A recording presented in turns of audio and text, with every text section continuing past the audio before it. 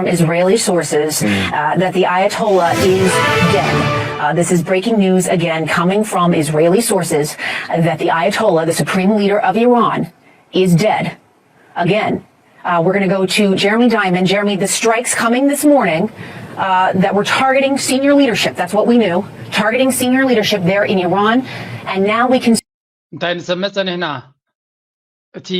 supreme leader ናይ ኢራን አያቶላ ኸመኒ ከም ዝተቀተለ ይዝንገር ዘሎ እና እዚ ሲኤንኤን ቀልጢ ካብቲ ዋኑ ብሬኪን ኢሎም ነይሮም ንክትኣምኑ አሸጋሪ ነይሩ እንተኾነ ምስ ግዜ ዋላ መንግስቲ ኢራን ኮንፈርም ከም ዝገበሮ ከም ዘረጋገጾ ማለት እዩ Media has confirmed the death of the country's supreme leader Ali Khamenei. Khamenei's daughter, grandchild and 2 other family members were also killed in the strikes.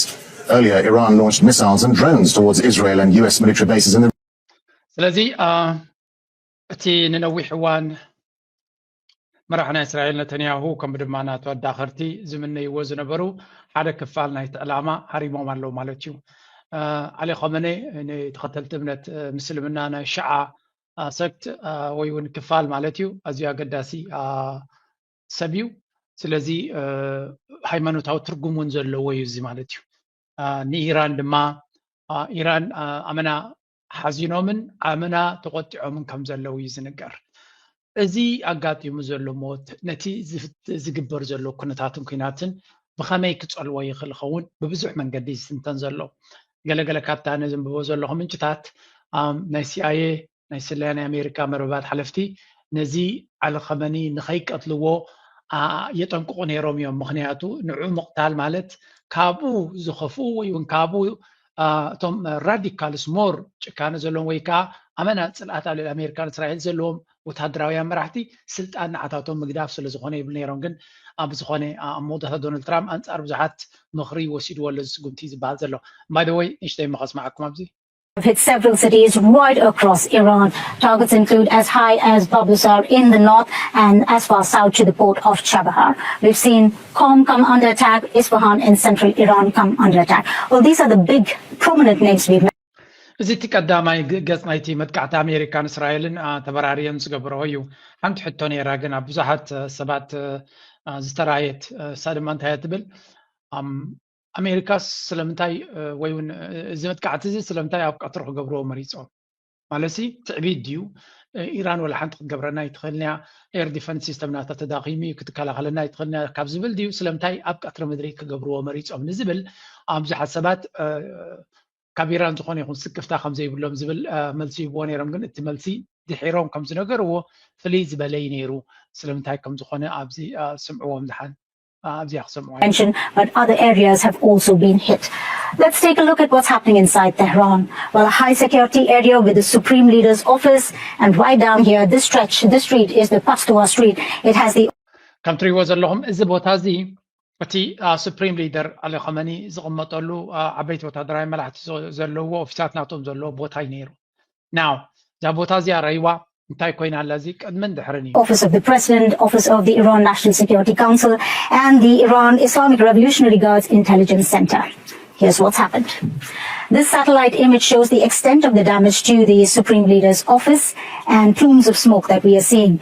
Reuters country was a lahum hada kapti zbert መጥቃዕቲ ዝተራየ ኣብዚ ቦታ እዚ ነይሩ ገለ ካብቲ ኣነ ዘንብቦ ዝከታተሉ ዘለዉ ኩነታት ዘረጋገፀለይ ቁርብትላይ እማ ሪዝነብል ወይ ክትኣምኖ ዘኽእል ኩነታት እውን ስነ መጎት እውን እንታይ ዝብል እቲ መጥቃዕቲ ሳዕ 8 ወይ ገለ ናይ ንግሆ ክግበር ዝተወሰነ እቶም ሓለፍቲ ናይ ኢራን ኣብ ሓደ ቦታ ተጋቢኦም ከም ዘለዉ ምስ ረኣዩ ሃንደበትነት ክጥቀሙ መደብ ስለ ዝመረፁ እዩ ዝብል ዘረባ ኣሎ እቲ ሃንደበትነት ድማ ብኽልተ መንገዲ ክትሪኦ ትኽእል ኢኻ በቲ ሓደ ናይ ኣሜሪካን ናይ ካልኦትን ከምኡ ዝብልዎ ክኸውን ከሎ ክልተ ዓይነት ገፃት እዩ ዘለዎ ይብሉ በቲ ካልእ ድማ እቲ ናብዚ ጉዳይ እዚ ዘጉህዮም ምክንያት ነዚ ስጉምቲ እዚ ንክወስድ ንእስራኤል ዝደፋፍኣ ዝነበረ ምክንያት ኣብቲ ኔጎሲዬሽን ዝነበረ ጉዳይ እውን ክኸውን ከም ዝኾነ ዝንገር ስለምንታይ እቲ ኩናት ተደልየሉ ምክንያት ሓንቲ እዚኣ ክበኩም ድሕሪኡ ኣብቲ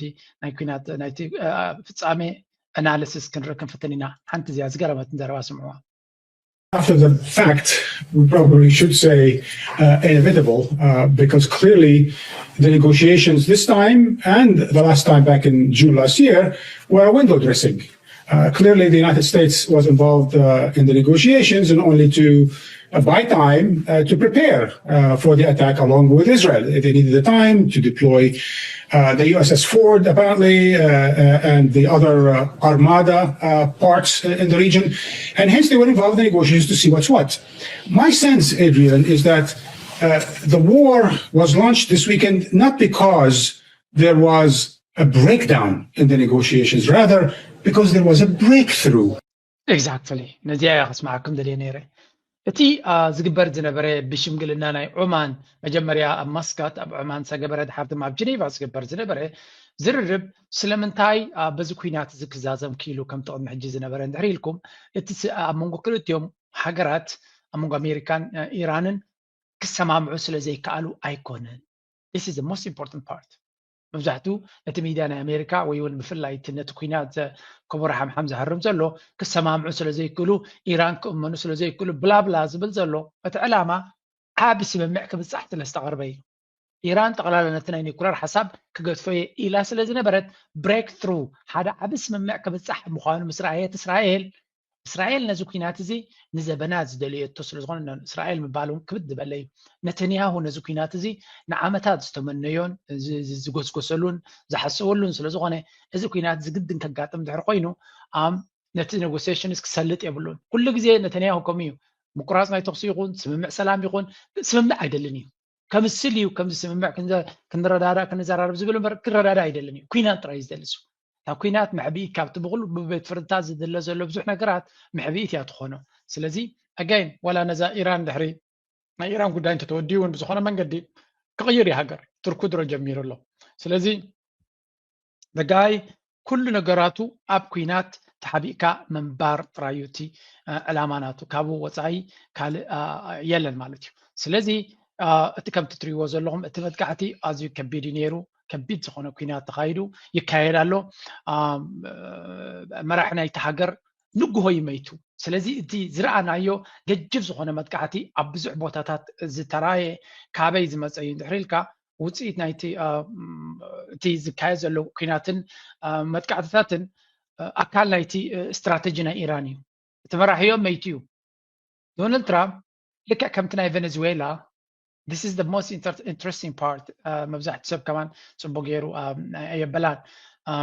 ዶናልድ ትራምፕ ፕላናቱ ከም ናይ ቬኔዙዌላ ንኒኮላ ማዱሮ ምስ ወሰዶ ኣብኡ ከሎ እቶም ሰራዊት ኢዶም ዝሃቡ ከምኡ ትፅቢታት ነይሩ።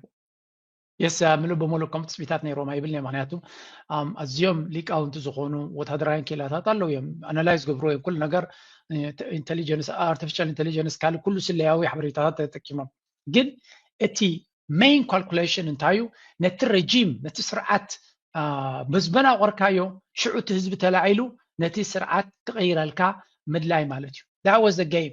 the game ናቶም እሳያ ነይራ ንሱ እቲ ህዝቢ ነቲ ስርዓት ንምቕያር ክሕግዞም። however that is not happening. ድሕሪ እቲ ሞት ናይቲ ሓለፍቲ ንሱ ጥራይካ ኣይኮነን ካልኦት ዝሞቱ ካኸረየኩም Now confronting the most seismic power shift the country has seen in more than 4 decades. The coordinated US-Israeli strike on Tehran has decimated the top tier of Islamic Republic's leadership, creating a vacuum at the very center of power. Supreme Leader Ayatollah Ali Khamenei, the man who dominated Iran's political, military and religious landscape for more than 36 years, was killed on Saturday morning. It marks the most significant loss for Iran. ከም ትሪእዎ ዘለኹም የስ እሱ ጥራይ ኣይኮነን እቲ ሱፕሪም ሊደር ጥራይ ኣይኮነን ተቐቲሉ ዘሎ ካልኦት ዓበይቲ መራሕቲ እውን ንኣብነት ሄድ ኦፍ ሴኪሪቲ ካውንስል ኣሊ ከም ትሪእዎ ዘለኹም ሓላፍ ናይቲ ሃገራዊ ድሕነት ወይ ናይ ሴኪሪቲ ካውንስል እውን ተቐቲሉ ከም ዘሎ ይነግሩ ኣለዉ። ቀፂሎም ዓዚዝ ናስር ዘደህ እዚ ኸ ዲፈንስ ሚኒስተር ናይ ሚኒስተር ዲፈንስ ማለት እዩ ኣብ ገለገለ ከም ሰምዖ ዘለኹ ኦኬ ኣብዚ እውን መሐመድ ፓኩር እዚ ኸ ኮማንደር ኦፍ መራሒ ናይቲ IRGC ዝበሃል እቲ ሬቮሉሽናሪ ጋርድ ዝበሃል ሰራዊት ናይ ኢራን ማለት እዩ። ካልእ ኣብ ገለገለ ከም ሰማዕክዎ እውን ፕሬዚደንት ፔዘሽኪያን እውን ተሃሪሙ ወይ ተቐቲሉ ዝብል ዘረባ ይስማዕ እዩ ስለዚ ከም ንሪኦ ዘለና ኣብዚ እውን እቲ ናይ እስራኤል መጀመሪያ ነቲ ብሬኪንግ ኒውስ Office manager of the office of Khamenei. I was in Israel. All sides, thanks to our counterparts in the.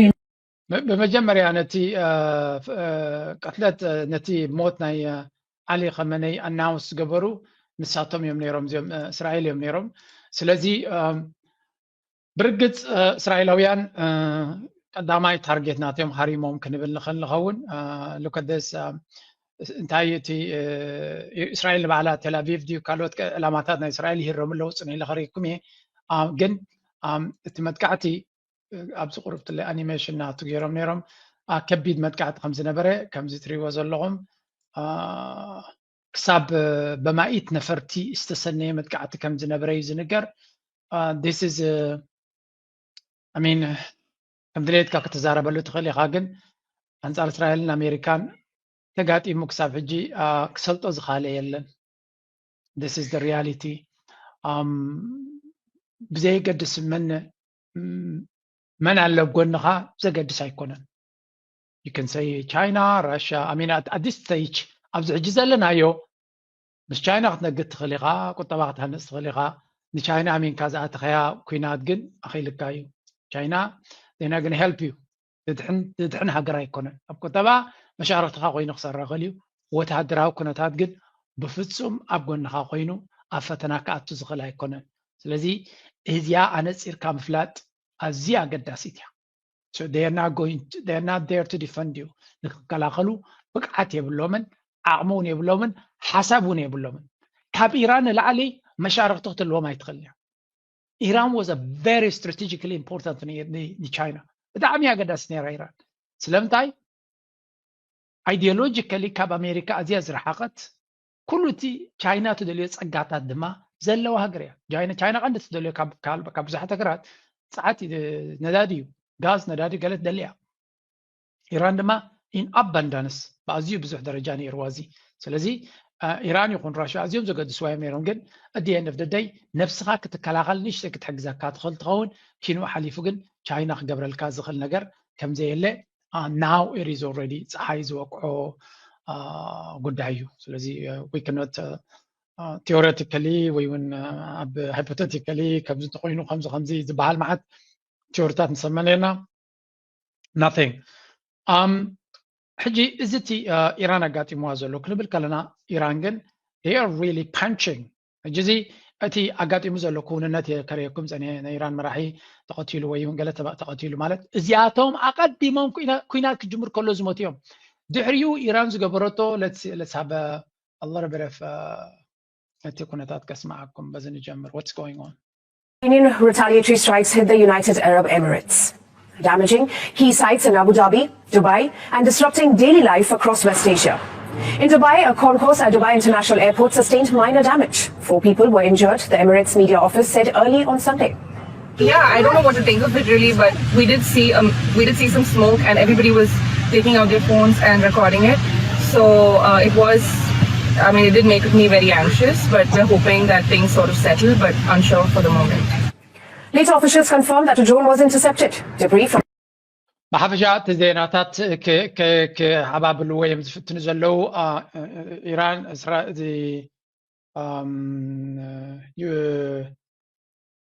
ኢማራት ብብዝሕ እያ ተሃሪማ ዘላ ኣብ ብዙሕ ቦታታት ተሃሪማ ከም ዘላ እዩ ዝንገር I'm going to show you ገለ ካብቲ ቪድዮታት ዝወፅእ ዘሎ if I can find ኩሉ ከነርእየኩም እኳ ይንኽእልን ሊናቅርብ ክብድም ስለ ዝብል but I'm going to show you at least Fox News ዜና ከበኩም እየ ካብቲ ዕብይ ዝበለ ኮንፈርምድ ክኸውን ክኽእል ኣሎ ምክንያቱ ብዙሕ ኮንስፒረሲ ቲዮሪ እውን ስለ ዘሎ we must find some conformity from Dubai we want to share this with you We've been hit So that is a fiery explosion at the Fairmont Hotel believed to be caused by an Iranian missile. There are several different angles on this. The closer you get in, you can see the flames on the ground floor, it appears. United Arab Emirates saying that it intercepted several Iranian missiles that targeted his country. This is from Dubai in the area. You can tell that by the... ከም ትሪእዎ ዘለኹም እዚ ሓደ ካብቲ ኣብ ዱባይ ዘጋጠመ ሓደጋ ምዃኑ እዩ ዝንገር ስለዚ ኣጋጢሙ ነይሩ ኣብ ዱባይ ኣብ ዝተፈላለዩ ዕላማታት ኤርፖርት ናይ ተዓዲ ከም ዝተሃረመ ወይ እውን ዳርጋ ኩሉ ፍላይትን ኩሉ ነገር ካንስልት ከም ዝኾነ ካብኡ ቀፂሉ ጀበል ዓሊ ዝበሃል ወደቡን ከም ዓብይ ናይ ዓለምና ገለ ካብቶም ዓበይቲ ወደባት ዝበሃል ንሱ እውን ከም ዝተሃርመ ዝገልፅ ርኢ ኣለኹ ኣብ ገለገሊ እውን እቲ ዱባይ ቡርጀል ዱባይ ዝበሃል ቡርጀል ዓረብ ዝበሃል እቲ ኣብ ባሕሪ ዝርከብ ሓደ ፅቡቅ ሆቴል ናቶም እውን ከም ዝተሃረመ ዝገልፅ ሓበሬታ እውን ነይሩ ስለዚ ብሓፈሻ ብዙሕ ሓበሬታታት ካብ ኢማራት ክወፅእ ኣይክእልኒ ምክንያቱ መጠንቀቕታ ሂቦም ኣለዉ ኢማራት ዝኾነ ይኹን ካብ ተዓዲ ዝወፅእ ነገር ክህሉ ከም ዘይብሉ ማንም ሰብ ኣብ ተዓዲ ዝቕመጥ ዘውፅኦ ብሕጊ ተሓታቲ ምዃኑ መምርሒ ተሪ መምርሒ ኣውፅኦም ኣለዉ እቲ ኤርፖርት ዳርጋ ናብ ኬያስ ናይ ብሓቂ ኣብ ከቢድ ዝኾነ ፀገም ከም ዝኣተወ ኣብ ባሕሬን 2-3 ግዜ መጥቃዕታት ተኻይድ ኣሎ ኩዌት ኤርፖርት ናቶም ከም ዝተሃረመ ኣብ ስዑድያ ብዙሕ በይዛት ከም ዝተሃርመ ስለዚ መብዛሕተን ሃገራት ዓረብ ታሪማን ኣለዋ ዳርጋ ኩለን ኣብ ጆርዳን እውን ከም ዝተሃርመ ዝገልፅ ሓበሬታ ርኢ ኣለኹ ስለዚ እዚ እንታይ እቲ ፕላን ናይዚ ዝግበር ዘሎ መጥቃዕትታት ስለምንታይ ኢራን እስራኤልን ኣሜሪካን ዝሃረምዋ ንዓረብ ትሃርም ዘላ ስለምንታይ ነቲ እስራኤል እውን ገዲፋቶ ይመስለኩም this is እስራኤል ገራቶ ዘላ ገለገሊዩ ከረየኩም እዚ Saturday night around 11 p.m. we're here on scene in the central district of Israel. You can see behind me there is severe missile strike that hit a building complex. We are still currently working now with the other forces on the field. ከም ትሪእዎ ዘለኹም ኣብ እስራኤል እውን ኣብ ቴልኣቪቭ ይኹን ኣብ ካልእ ብዙሕ ዕላማታት ከም ዝሃረሙ እዩ ዝንገር ኣብዚ ከም ትሪእዎ ዘለኹም ባዕሉ ከቢድ ዝኾነ ኣብ ሰባት ዝቕመጥሉ ኣብ እስራኤል እቲ ፅቡቕ ነገር እንታይ እዩ ፅቡቕ ነገር ንብሎ እቶም ሰባት ኣብ ሸልተር ስለ ዝኣትዉ መዕቆቢ ስለ ዘለዎም ገዛውቲ ዝቃፀል ኣብ ካልእ ዓለም ግን ዱባይ ንባዕሉ ከምዚ ዓይነት ሸልተርስ የብሉ ስለዚ እዚ ዓይነት መጥቃዕቲ እንተወሪዱ ዓብ ሓደጋ ክወርድ ከም ዝኽእል ኢኻ ትስጋኣት ማለት እዩ ካልእ ኣብ እስራኤል ከም ትሪእዎ ዘለኹም to make sure we can take out the fire and we're still extracting at this moment patients from both buildings you can see behind me. We're still working on the buildings that are surrounded and are still ablaze. Sure. Aaron, I just want to break in for a moment because we're looking at live pictures in the air over Tel Aviv, and obviously, as many people know or maybe don't know, there is an Iron Dome that Israel uses as its missile defense system, and we're seeing it working now. But in some places and instances, it does not work, and I believe this is one missile feasibly that has broken through the Iron Dome. ከም ትሪእዎ ዘለኹም ኣብ ብዙሕ ወላ ኣብ ላይፍ ኣብዚ ናይ ኤምቢሲ መስለኒ ኤቢሲዲ ወላ ገለና ዳክብሩ ከለዉ እቲ ሚሳይል ይሃርም ኣብዚ ምናልባት እታ ሞሜንት እቲ ኣይትረአን እያ ግን ልክዕ ኣብቲ ሪከርድ ክገብርዎ ከለዉ ኣብ ድሕሪኦም እቲ ሚሳይል ባሊስቲክ ሚሳይል ምዃኑ እዩ ኣብ እስራኤል ሃሪሙ ዕላሙ ማለት እዩ እንታይ ማለት እዩ ኢራን ንብዙሓት ሃገራት እያ ኣብ ደ ሴም ታይም ትሃርም ዘላ እዚ ኸ እንታይ እዩ ኣብዚኣ እንታይ ኢሎም ሓቲቶም መስካ ሓንቲ ማለት ከተሰኣክም ትኽእል እያ ግን መስሓቅካ ክንብለ ንኽእል ኢና ስለምንታይ ሲ ንከምዚ ትሃርሙ ኣለኹም ተባሂሉ እቲ ሚኒስትሪ ጉዳያት ወፃኢ ናይቲ ሃገር ተሓቲቱ ነይሩ እዚኣ እስከስምዑ So for clarity, you said that your missiles cannot reach the United States by design, that you do not want to reach the United States, but you also said it would be necessary as a defensive vehicle that you could if necessary. So to be clear, are you committing that Iran is not and will not build missiles that would have the capability to reach the United States? I can confirm, yes.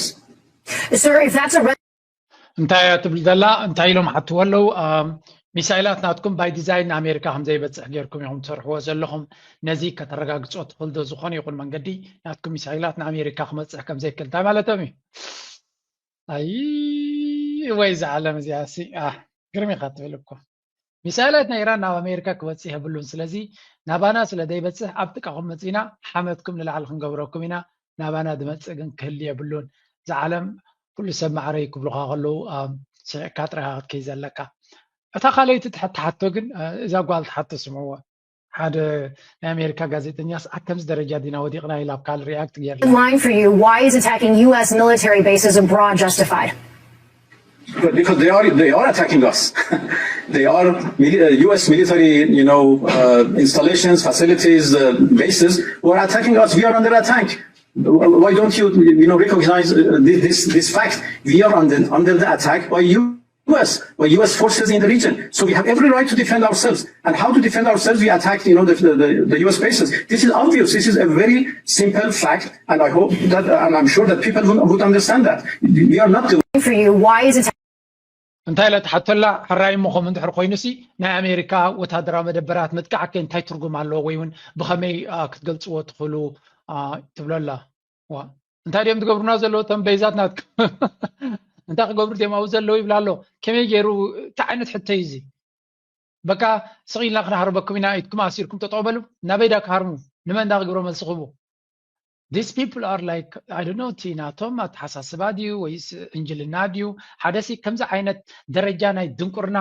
ዳምብ ዝኾነ ጀነሬሽን ዲና ጋዜጠኛት ዲና ኣብ ኣፍሪና ዘለና ብምባል ሓደ ኣሜሪካዊ ሪያክት ገይሩላ ካባ እሱ ቆሪፁ ፖስት ገይርዋ ንኤርየ ክሃርም እምበር መንዳ ክሃርሞም ኣብ ግንዲ እዚ ትሃርቦም ተለካ ምናልባት ዓድኻ ንኣሜሪካ ከይዶም ኣብ ከርሲ ዓድኻ እንተደይሃረሙ معسكرات ناتكا كهارميوم اتا قند اگداس ግን ስለምንታይ አታ ነዘን ሀገራት አረብ ቀንድ አተኩሮ ጌራት ለንዘላ አብዚያ ከነግሩና Fairmont Palm Hotel in downtown Dubai in the United Arab Emirates. This is it on fire after that very fancy hotel appears to have been hit by either a drone or by debris from an interception of a drone or missile today. That's just one of several strikes or interceptions across the whole region as Iran has started retaliating against what it sees as U.S. targets or Israeli targets or U.S. or Israeli allies in the region. Joining us now is Ali Vai. እጂ ከም ትሪእዎ ዘለኹም እዚ ገለ ካብቲ ኣብ ዱባይ ታሪሙ ዘሎ ሪፖርትድ በቲ ሚድያታት ነዚያ ጥራይን ፒክ ገይሮም ግን ኣብቲ ኣብ ኤክስ ግን ብዙሕ ካልእ ዝተሃረመ ንርኢ ነርና ኢና ኣብ ካልእ ግዜ ከምፃልኩም ክፍትነ ቢካዝ right now እቲ there was this also another story where is it ኣብዚ እውን ነይሩ ገለገለ ካብቲ ዝብልዎ ዘለው እዚ እውን ገለ ካብቲ ኣጋጢሙ ዝጂ ኣብ ባሕሬን ዘጋጠመ እዮም ዝብልዎ ዘለው ናይ ባሕሬን እዚ ኤርፖርት ናይ ዱባይ ኣብ ገለ ፖይንት ከም ዝኾይኑ ከም ዝነበረ እዩ ዝንገር እቲ ዓብዪ ኤርፖርት ናይ ዱባይ ዝነበሮ ኩነታት እዩ ስለዚ this is really ናይ ብሓቂ ኣሰካፊ ኩነታት ተፈጢሩ ከም ዝነበረ ኢና ንርኢ ዘለና ናው ተመሊስና ኣበይ ክንርኢ ከለና ኣብዚያ ንመለስ ሓደ ኤክስፐርት ተምፅእ ስለምንታይ ከምኡ ይገብሩ ኣለዉ We've been trying as best we can to keep track of not just the damage inside Iran as U.S. and Israeli strikes there continue, but also the way that Iran has tried to retaliate across the region. What should we understand about Iran's military capability to inflict damage in other countries? Look, for sure, Iran is significantly weaker than the United States and Israel in terms of conventional military capabilities. It can only engage in an asymmetric kind of warfare. It can spread the pain. It can try to affect the global energy prices by closing the Strait of Hormuz, by putting pressure on energy exports out of the region. It can spread the pain by targeting the Gulf countries as it has already done. Exactly. እንታይ ዝብል ዘሎ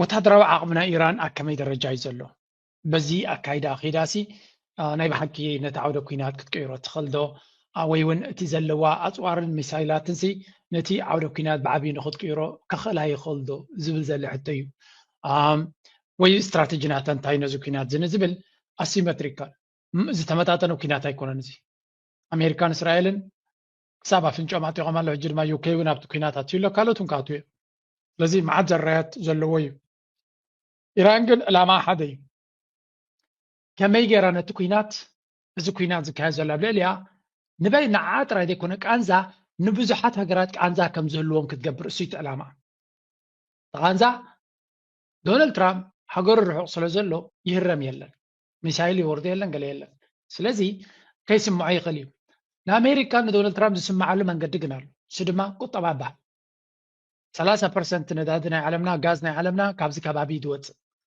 بزي كاب كويت ياخذ بلو قطر بلو سعوديه بلو بحرين بلو امارات كلهم تماوزلو هاجرات سلازي نتوش مت حرموز حرعاتيو هذا عبد كفالنا قطبا كهسي درون دادن لعل كتكوش يميرو لواغا ابلعلي دما ايتي كنتاتنا ينقد مسمر ون يحطو سلازلو عبد صقطخ فتريو من هار واغاتات كل قطباوي شجرات كفتريو سلازي اذا جاي مزيا نوعو انتي كجبري ندونالد ترامب بلان نكغير كالوت علامات كجدد ولو ايران لما ناتو قبلهم زي كنا فليتهم الله سو ليتس سكويز ليتس هيت نتوم كنهرموم نخل نتوم كنጨብጦም نخل نጨብጥሞ ንሳቶም ብዝገብርዎ አውያት ንሳቶም ብዝገብርዎ ልመና ሜቢ ዶናልድ ትራምፕ ፕላኑ ንክغير ስትራቴጂው ንክغير ክግዳድ ይኽልኸው እቲ ዝገርመኩም እቲ ዝገርም ኣብዚ ማለት መብዛሕትኡ ሰብ ዝብሎ ዘሎ ኩናን ዝጀመረ ነተንያሁ በቲ ኩናት ዝህሰ ዘሎ ግን ካልእ ህዝቢ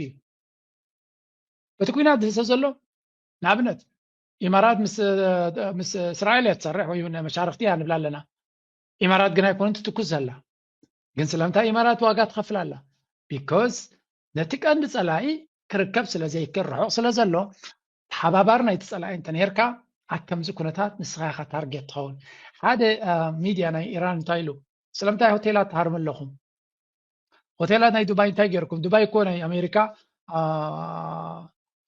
ሚሊታሪ ቤዝ ኣይኮነን ኢሎም ኖ ሚሊታሪ ቤዝ ክንሃርም ምዃንና ምስ ፈለጡ እቶም ወታደራት ኣብ ሆቴላት እዮም ተዓቂቦም ዘለዉ ኢሉ ኣይገርመኩምን እቲ ሚሊታሪ ቤዝ ንሃርመኹም ዘለና ስለ ዝፈለጡ ነቶም ሰራዊት ካባልዮሞም እዮም ስለዚ ኣብ ኣይኖት ሆቴላት ከም ዘለዉ ስለንፈልጥ ኢና ነቶም ሆቴላት ንሃርሞም ዘለና ብምባል ፅሒፍ ነይሩ ንሓቅነቱ ንግዜ ንገድፎ ግን እቲ ተኽሎ ካልኣይ እንታይ ዝብል ትዮር ኣሎ ኒ ኢማራት ወይ ንዱባይ ታርጌት ገይሮም ከም ዘለዉ እሱ ድማ እንታይ እዩ ሓደ ካብቲ ፕላን እቲ ኢማራት ዝበሃል እቲ ፅዮናዊ ስነ ሓሳብ ኣብ ማእከላይ ምብራቅ ንኸስፋሕፍሕ ንእስራኤል ከም መሻርክትኻ እንድሕር ጌርካያ ከም ዱባይ ክንከውን ክንሕግዘካ ኢና ኩሉ ነገር ድጋፍ ክንገብረልካ ኢና ዝብል ስእሊ ንምዝርጋሕ ዝተጠቐሙላ እያ ዝብል እምነት ስለ ዘሎ ንዱባይ እንታይ እቲ ማርኬቲንግ ናታ the safest city in the world እዮም ዝብሉ ውሕስነት ዘለዋ ዘይትንከፍ ምሉእ ፀጥታ ዘለዋ እያ ትበሃል ነይራ ዌል ነዚ ኮንሰፕት እዚ ነዚ ሚስ ኮንሰፕሽን ወይ ነዚ ኣረዳድኣ እዚ ጥዋዕ ኣቢሎሞ ትማሊ ኣብ ዱባይ ዝነበረ ሰብ ሎሚ ኣብ ዱባይ ዘሎ ሰብ ከመይ ገይረ ክወፅእ ካብቲ ዓዲ ግን ኤርፖርት ከተዓፅዩ maybe መኪና ጌርካ ንኻልእ ገፅካ ክትከይተደይ ኮንካ so this is a very serious situation right now ስለዚ ንክንደይ ክቕፅል እዩ ብከምዚ ከዓ ክንርኢ ኢና እንታይ ዘርእየካ ዱባይ ወይ እውን ኢማራት ትኸዶ ዝነበረት መንገዲ ኣብ ቀርኒ ኣፍሪቃ ይኹን ኣብ ከባቢኦም ይኹን እቲ ትዕቢት ዝነበረ ደረጃ ንምንታይ ኣብ ሓደጋ ኢትይዋ ከም ዝፀንሐን ትማሊ ዱባይ ተሃሪማ ኢሉ ዝጉህ ሰብ ኣይረኣና ኣለና ወይ ዝጭናቕ ሰብ ኣይረኣና ምጀከታው ዘሎ ኣብ ደገ ዘሎ ኢት ሸናሒት ፀናሒት ክብል ጥራይካ ትሪኦ ምክንያቱ ሱዳናውያን እንታይ ፖስት ዝገብሩ ነይሮም ኣይረኣኹን ኣነ ብርግፅ እንታይ ክገብሩ ከም ዝኽእሉ ግን ምግእ ዝግምት ኣለኒ ምክንያቱ ኣብ ነፍሲ ወከፍቶም ናይ ኢማራት ሚድያ ፐርሶናሊቲ ዝፅሕፍዎ ሰብ ክንምንታይ ኣሉታዊ ኣተሓሳስባን ኔጌቲቭ ግብረ መልስን ከም ዝህቦም ርየ ስለ ዘለኹ እዚ ከምዚ ኢሉ እናሃለዎ ከሎ እቲ ከም ወትሩ ሓሶት ዘይምነዎ መራሒ ድማ መፅዩ እንታይ ኢሉ መስለኩም ግርም እኳ እዩ ዝብለካ morning. This faithful campaign will continue as long as it is needed, but you need to really be resilient and strong. I would like to thank President Trump for his historical leadership. I spoke with him again this morning, and I would like we hit out at the tyrant Khamenei. For 3 decades, he has been sending terror with that regime. This is an opportunity. Do something. Do not sit with your... እንታይ ዝብል ዘሎ ነተንያ መሲልኩም ሕጂ ነቲ መራሕትን ነቶም ዓበይትን ቀቲልና ልኩም ኣለና ህዝቢ ኢራን ተንሱ እጅ ዕግርግር ጌርኩም ነቲ ስርዓት ተሪፉ ዘሎ ቀይሩ ወይ ኢሉ ዝልምን ዘሎ አሚን ናይ ነተንያሁ ዕድለኛ ከይትብሎ ብዕድል ዝግበር ነገር ኣይኮነን እዚ he's whether you like it or not the guy is successful بعين ቋንቋ ናይ ዓለምን ፖለቲካ ናይ ዓለምን ዕውት እዩ ሰብዚ ስለምታይ ዕላማታቱ ኩሉ ዝሃርብ ዘሎ እዩ ዕላማታቱ ዝሃርብ ዘሎ ድማ እቲ ግብረካ ይናቱ ወይ ከዓ ሕማቕ ሓሳባት ናቱ ዓለም ስለ ዘይትፈልጦ ይኮነትን ዓለም ቤላ ጌራ ይሕስኹም ዘሎ የደናግርኩም ዘሎ ፈሊጦም ከለው but he still succeeding بزخونه መንገዲ ክጸልኦ ትኽእል ኢኻ ግን قلنا نصلو نتنياهو